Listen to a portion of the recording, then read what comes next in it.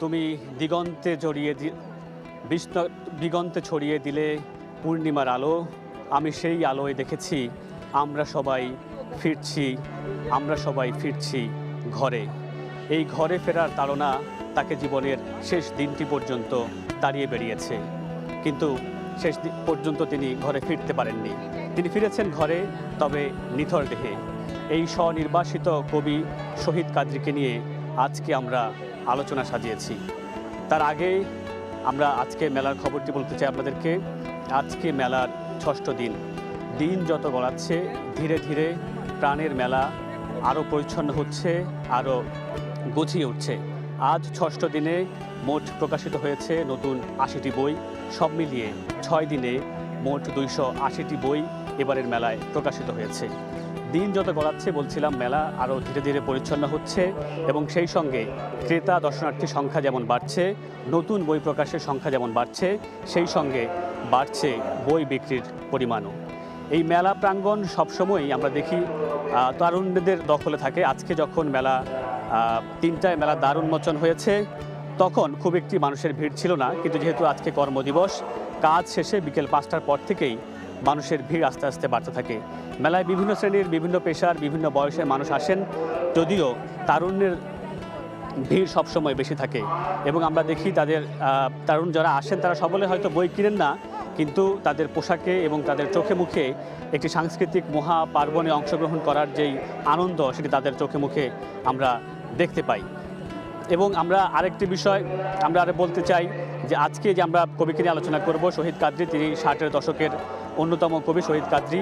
তার কবিতার সংখ্যা খুবই কম, এই জন্য শহীদ কাদরীকে নিয়ে যখনই আলোচনা আসে তখনই একটি বিষয় খুব প্রথমে আসে যে এত অল্প সংখ্যক কবিতা। কিন্তু আসলে কবিতার সংখ্যা দিয়ে তো কাউকে বিবেচনা করা যায় না। আমরা যদি তার কবিতার বইয়ের দিকে দেখি, সেই 1967 সালে প্রকাশিত হয় তার প্রথম কাব্যগ্রন্থ উত্তরাধিকার। অনেক সমালোচকই বলে থাকেন যে এই কবিতাই শহীদ কাদরী তার জীবনের শ্রেষ্ঠ কবিতাগুলো লিখেছেন, যদিও এরপর তিনি আর সেটি উতরাতে পারেননি। এরপর আসে তার দ্বিতীয় কাব্যগ্রন্থ তোমাকে অভিবাদন প্রিয়তমা। এই অভিবাদন আসলে তিনি করেছেন তার দেশকে।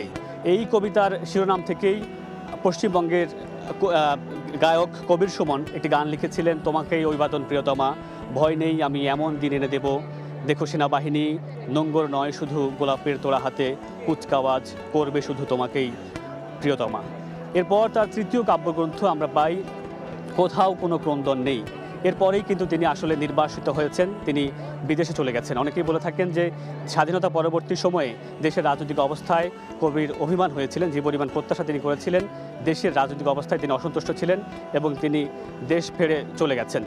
এরপর প্রথমেই তিনি জার্মানি, পরে লন্ডন এবং এরপরে তিনি আবার তিনি দেশে ফিরেছিলেন। তারপর তিনি দীর্ঘ জীবন কাটিয়েছেন আমেরিকাতে। সেখানে তিনি বারবার দেশে ফেরা তাড়না তার মধ্যে বোধ করেছে এবং সেইখানে তিনি যে কবিতাগুলো লিখেছেন সেগুলো নিয়ে তার শেষ কাব্যগ্রন্থ প্রকাশিত হয়েছিল আমার চুম্বনগুলো পৌঁছে দাও। যদিও তিনি অসুস্থতার কারণে তারা দেশে ফিরতে পারেননি, তিনি আসলে শঙ্কায় ছিলেন তিনি দেশে ফিরতে পারবেন কিনা। তবে বাংলা কবিতার ইতিহাসে তিনি যে একটি নির্দিষ্ট স্থান দখল করেছেন সে বিষয়ে তার কোনো সংশয় ছিল না। তিনি বলেছিলেন বাংলা কবিতার ইতিহাস লিখতে হলে আমাকে অবশ্যই রাখতে হবে। এই নির্বাসিত কবি শহীদ কাদরীকে নিয়ে আমাদের আজকের এই আয়োজন। আমরা এই নির্বাসিত কবিকে নিয়ে আজকের আমাদের আয়োজন। এই শহীদ কাদরীকে বলা হয়ে থাকে আসলে বাংলা 60-এর দশকের কবিদের ভ্রাম্যমান জ্ঞানের ভাণ্ডার। সেই কবিকে নিয়ে আজকে আমরা একজন বিশেষ অতিথির সঙ্গে আলোচনা করব। মেলার অন্য প্রান্তে আছেন আমার সহকর্মী আফরোজা মটুসি। আমরা সরাসরি যাচ্ছি এখন তার কাছে।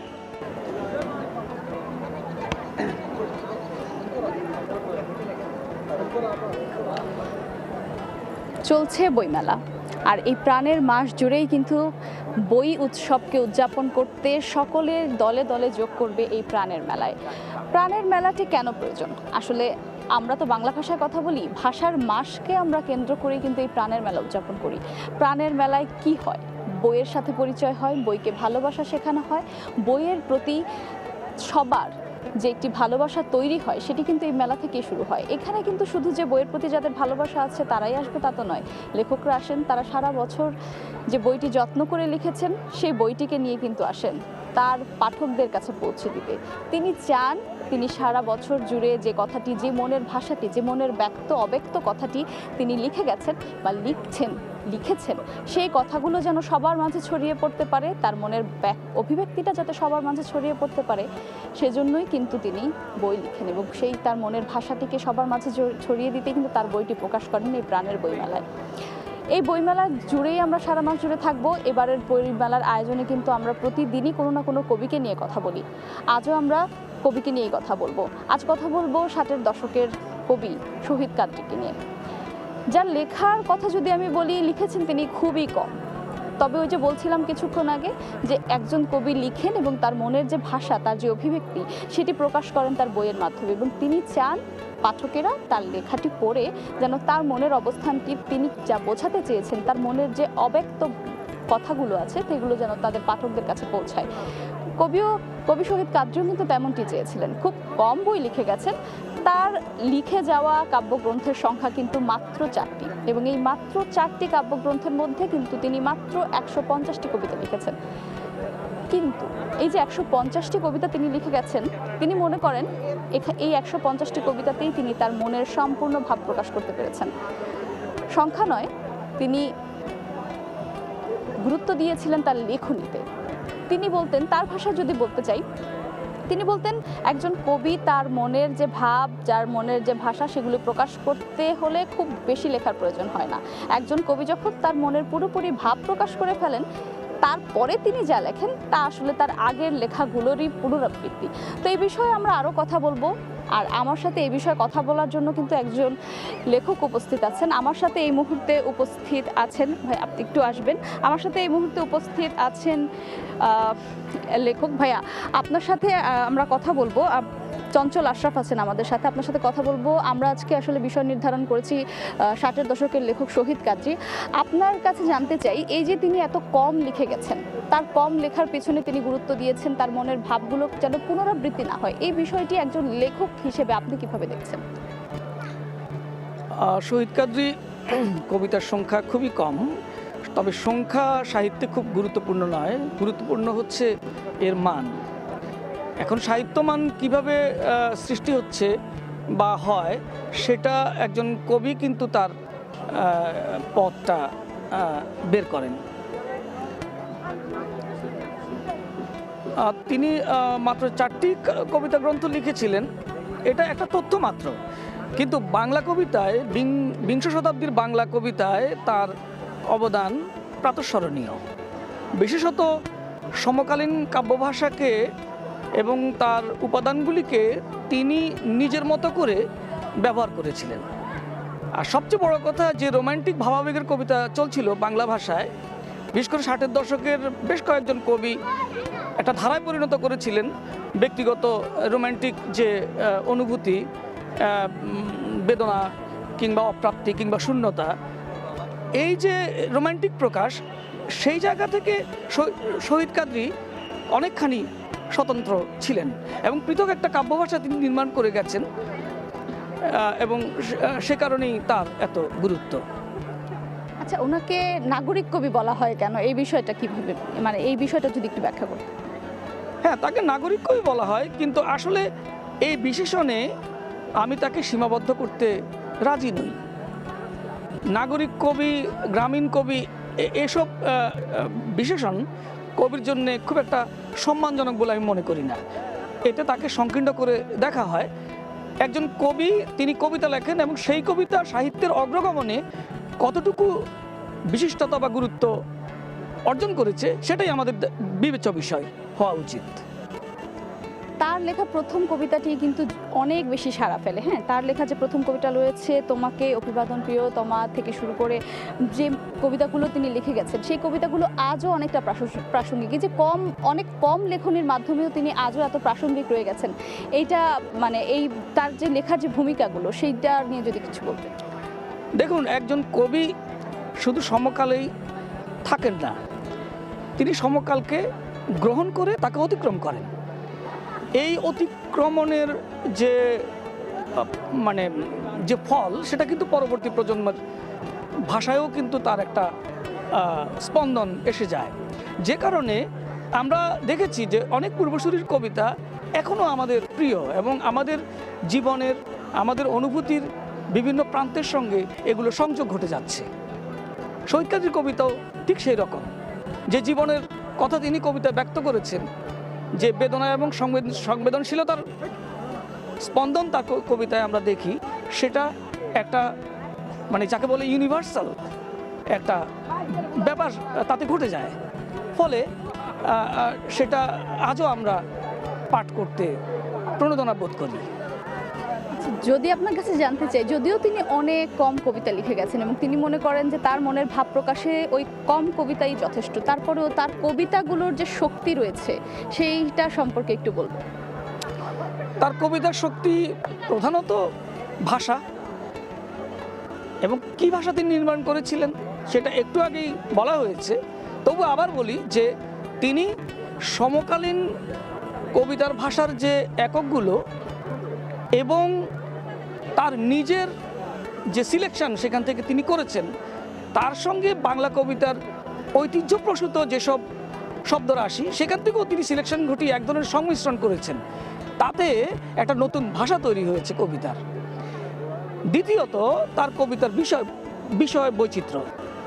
তিনি যে জীবন যাপন করেছেন সেই জীবনের পটভূমিতে তার সাপেক্ষিত বা পর্যবেক্ষিত যেসব বিষয় সেগুলোকে তিনি কবিতায় এনেছেন, এবং এই বিষয় বৈচিত্র্যটি এমন যে এটা একেবারে তাৎক্ষণিক কোনো উচ্চারণে পর্যবসিত নয়।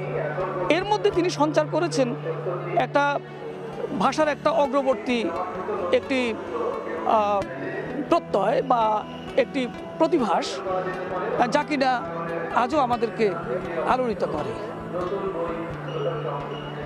আমরা দেখেছি যে উনি অনেক কম লিখেছেন। আমরা আপনার লেখনির দিকে যদি তাকাই, তখন আমরা দেখি যে আপনিও কবিতা কম লেখেন। তো সেই জায়গা থেকে আপনি কি তার এই কম লেখার দিক থেকে কিছুটা প্রভাবিত কিনা? না, বিষয়টা সেই রকম নয়। আমি লক্ষ্য করেছি যে পৃথিবীতে এমন অনেক বড় বড় কবি আছেন, তারা লিখেছেন কম, এবং কম লেখার একটা গুণ হলো এতে বাচালতা থাকে না, বরং সংহতি থাকে। আরেকটা গুরুত্ব হলো যে মানে কবিতাটা পাঠকের কাছে উৎপাতের মতো হয়ে যায় না।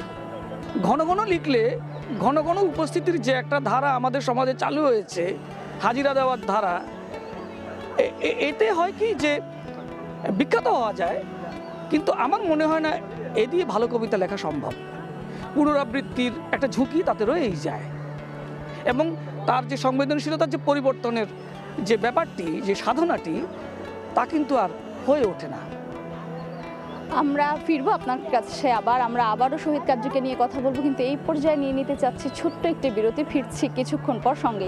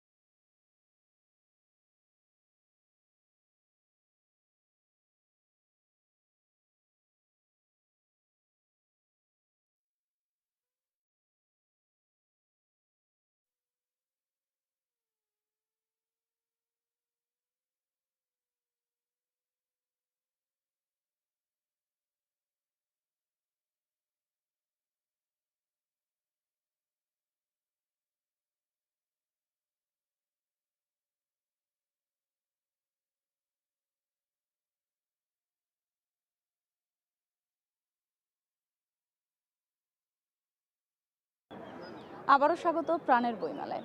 কথা বলছিলাম লেখক শহীদ কাজীকে নিয়ে। আমার সাথে এই বিষয়ে কথা বলার জন্য আমার সঙ্গে যুক্ত ছিলেন আরেকজন লেখক চঞ্চল আশরাফ। আবারও তার কাছে ফিরতে চাই। আপনার সাথে কথা বলছিলাম লেখক শহীদ কাদরীকে নিয়ে। আমি এই মুহূর্তে একটু জানতে চাইবো, যদিও তিনি কম লিখেছেন তারপরেও তার জনপ্রিয়তা কিন্তু এখনও অনেক রয়েছে, অনেকেই এখনও তার সেই কম লিখে যাওয়া কবিতাকেই কিন্তু পছন্দ করেন। এই যে আমরা মানে প্রথা ভেঙে কম লিখনের মাধ্যমে যে মানুষের মনে জায়গা করে নেওয়া যায়, তার এই জনপ্রিয়তার পেছনের কারণ কি হতে পারে? জনপ্রিয়তার ব্যাপারটি আসলে আমার কাছে ভিন্ন। আমি বলবো না যে একজন কবিকে জনপ্রিয় হতে হবে। যদি তিনি বিশুদ্ধ শিল্পচর্চা করেন এবং শিল্পের প্রতি তিনি যদি দায়বদ্ধ হন, তিনি একসময় জনপ্রিয় হতে পারেন, কিন্তু সেটা আবশ্যকীয় কিছু নয়। কিন্তু আমার কথা হচ্ছে শহীদ কাদরী কি জনপ্রিয়? শহীদ কাদরী আসলে জনপ্রিয় নন, শহীদ কাদরী পাঠক প্রিয়। যেমন ধরুন, বাংলা একাডেমিতে বই সবাই কিনছে, সবাই কি পাঠক? ক্রেতা এবং পাঠকের মধ্যে তো পার্থক্য আছে। আমরা অনেক সময় রবীন্দ্র রচনা বলি কিনি, আমাদের অনেকেই কেনেন শোকেসে সাজিয়ে রাখার জন্য, কেমন? তো সেই দিক থেকে আমি বলছি যে জনপ্রিয়তা এবং সাহিত্য আসলে দুটো ভিন্ন জিনিস। আসলে সাহিত্য কখনো জনপ্রিয় হয় না, পাঠক প্রিয় হতে পারে। আর যেগুলো জনপ্রিয় হয় সেগুলো সাহিত্য মূল্য সম্পর্কে সন্দেহ আছে আমার। আচ্ছা, এবার একটু আমি আপনার লেখা সম্পর্কে জানতে চাইবো। আপনি এই বছর 2025-এর বই মেলাতে আপনার কি কোনো লেখা আমরা পাচ্ছি? আমার একটা প্রবন্ধ গ্রন্থ আসতে পারে মেলার শেষ দিকে, এবং সেখানে আমি সাহিত্য বিষয়ক প্রবন্ধই মূলত, এবং নাটক নিয়ে প্রবন্ধ আছে, বা সমালোচনাও বলতে পারেন আছে, বা বিশ্লেষণ ধর্মী কিছু লেখা আছে। এগুলো নিয়ে একটা বই প্রস্তুতি চলছে। আচ্ছা, আপনি লেখার ক্ষেত্রে কি লিখতে বেশি ভালোবাসেন? কবিতা আপনার বেশি পছন্দের জায়গা, নাকি স্বাচ্ছন্দ্য বোধ করেন প্রবন্ধ বা গল্পের ক্ষেত্রে? আমি যখন যা লিখতে বসি তাই উপভোগ করি, এবং যখন প্রবন্ধ লিখি ওইটা আমার প্রবন্ধের সময়, যখন আমি সমালোচনা লিখি তারই সময়, আর যখন কবিতা লিখি তখন ওই সময়কে আমি কোনো কিছু দিয়ে বিরক্ত করতে চাই না। আর যখন গল্প লিখি, বহুদিন গল্প লিখি না অবশ্য, কিন্তু যখন গল্প লিখি তখন ওই সময়টাকে আমি উপভোগ করি। আপনার সঙ্গে আমরা সরাসরি সম্প্রচারে যাওয়ার আগে কথা বলছিলাম, সেখানে আপনি বলছিলেন যে এই যে বেলায় প্রতি বছর এত বেশি লেখকদের বই আসছে, সেই বইগুলোর যে মান ধরে রাখা হচ্ছে না, সেই বিষয়টি নিয়ে আপনি আপনার কিছুটা মনোক্ষুণ্ণ হন, সেই বিষয়টি নিয়ে কথা বলছিলেন। এই যে আবার কিছুক্ষণ আগে আপনি বলছিলেন যে পাঠক এবং ক্রেতার মধ্যেও তো একটি পার্থক্য আছে। এই যে ক্রেতারা কেন পরিপূর্ণ পাঠক হয়ে উঠছে না, বা লেখার মান বা লেখকদের আসলে কি বিবেচনায় আনা উচিত পাঠক তৈরি করার ক্ষেত্রে? লেখকরা পাঠক তৈরি করেন, এইটা ঠিক আছে, কিছুটা ঠিক। এটাও ঠিক যে সব লেখক পাঠক তৈরি করেন না। আমরা যখন কোনো জনপ্রিয় সাহিত্যিকের কথা উচ্চারণ করে বলি যে তিনি পাঠক তৈরি করেছেন, এটা ভ্রান্ত।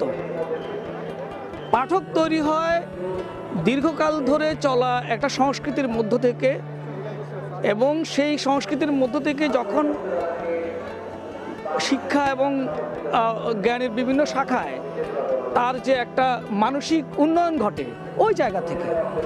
পাঠক হঠাৎ করে তৈরি হয় না, কিন্তু হঠাৎ করে জনপ্রিয় হওয়া যায়। তো যেটা বলছিলাম যে বাংলা একাডেমিতে প্রতি বছর এই মেলায় কমপক্ষে 4,500 গ্রন্থ প্রকাশিত হয়। তো একটা জাতি এক মাসে 4,500 বই প্রকাশ করছে, সেই জাতির সংস্কৃতিতে তো অনেক উন্নতি ঘটার কথা, বিপ্লব ঘটে যাওয়ার কথা। কই ঘটছে না তো। 1 বছরে না হোক 10 বছরে তো বিপ্লব ঘটে যাওয়ার কথা, ঘটছে না তো। আসলে বিষয়টা একটা ভাববার ব্যাপার। হ্যাঁ, এবং আমার মনে হয় যে সাহিত্য এবং যে কোনো বই, ভালো বই পড়ার ক্ষেত্রে আমাদের মনে হয় সাংস্কৃতিক যে পরিমণ্ডল, সেটার একটা উন্নয়ন দরকার, এবং পারিবারিক যে সংস্কৃতি, সেটারও আসলে আমার মনে হয় নজর দেওয়া দরকার। আমরা দেখেছি যে আগেকার দিনে যে সন্ধ্যাবেলায় গলির পাশ দিয়ে হাঁটছি, হারমোনিয়ামে ভর করা গলা ভেসে আসছে, ঠিক আছে, একটা সংস্কৃতি কিন্তু ছিল এক সময়। কিংবা বেড়াতে যাচ্ছি নানা বাড়িতে, বইয়ের মধ্যে ব্যাগের মধ্যে বনলতা সেন বা রূপসী বাংলা ভরে নিচ্ছি, এই যে একটা সংস্কৃতি ছিল, এটা এখন আর নাই। আমি দায়ী করছি না তরুণ প্রজন্ম বা নতুন প্রজন্মকে, আমি বলছি যে এটা একটা সময়ের একটা ধারা, যেটার মধ্যে ঢুকে পড়েছে আপনার ডিজিটাল কালচার, এবং যে গেজেটের যে একটা প্রভাব বা আধিপত্য চলছে, এটাও খানিকটা দায়ী। তবে গেজেট কিন্তু আমাদের পড়তে সাহায্য করে, গেজেট থেকে আমরা অনেক অনেক তথ্য পেয়ে যাই এবং অনেক কিছু পড়তে পারি। সুতরাং পড়তে পারাটাই হচ্ছে আসল কথা। অনেক ধন্যবাদ আপনাকে সময় দেওয়ার জন্য। কথা বলছিলাম সময় টেলিভিশনকে আমার অশেষ ধন্যবাদ। কথা বলছিলাম লেখক চঞ্চল আশরাফের সঙ্গে। তিনি আমাদের সঙ্গে নিজের লেখা নিয়ে যেমন কথা বলছিলেন 60-এর দশকের জনপ্রিয় লেখক শহীদ কাদরীকে নিয়েও। আমরা আসলে শহীদ কাদরীকে নিয়ে তো কথা বলছিলাম, তার কাব্যগ্রন্থ নিয়ে কথা বলছিলাম। তার কাব্যগ্রন্থ নিয়ে কিন্তু আমার সহকর্মী পনেলও কথা বলছিল। এই মুহূর্তে পনেল যুক্ত হয়েছেন আমার সঙ্গে। পনেল, আমরা তো লেখকের লেখা নিয়েই কথা বলছি, প্রতিদিনই বলবো, তবে আপনার কাছে যদি ব্যক্তিগতভাবে জানতে চাই, শহীদ কাদরীর যে কাব্যগ্রন্থ রয়েছে বা তার লেখা কাব্যগুলোর মধ্যে আপনাকে কতটা প্রভাবিত করে? শহীদ কাদরী, আমি তো পাঠক হিসেবে আমাকে প্রভাবিত করেই, শুধু পাঠক না, আসলে শহীদ কাদরীকে বিবেচনা করা হয় যে তরুণ যে লেখকরা আছেন সেই লেখকদের কাছেও শহীদ কাদরী অনেকটা অনিবার্য। অর্থাৎ সাহিত্যের যে পাঠ, সেই পাঠ নিতে গেলেও আসলে শহীদ কাদরীর কাছে বারবার ফিরতে হয়। বাংলা সাহিত্যের অগ্রগণ্য যেসব কবি সাহিত্যিকরা আছে, আমরা যেমন বলতে পারি শহীদ শামসুল হককে যেমন তারা শিক্ষক মনে করেন, অর্থাৎ সাহিত্যের শিক্ষক। কীভাবে কবিতার ছন্দ শিখতে হয়, কীভাবে কবিতার পাঠ বাই পাঠ শিখতে হয়, কীভাবে কবিতার উত্তরণ ঘটাতে হয়, সেই পাঠগুলোর জন্য আসলে শহীদ কাদরীর কাছে ফিরতে হয়। অন্যভাবে আমার ব্যক্তিগত দিক থেকে আমি যদি চিন্তা করি, শহীদ কাদরীকে আমরা নাগরিক কবি বলি, আমরা প্রেমের কবি বলি, এবং দেশ ভাবনা, শহীদ কাদরীর ভাবনায় আমরা পাই, যেমন আমরা পাই যে নাগরিক ভাবনা, আমরা পাই প্রেমের ভাবনা।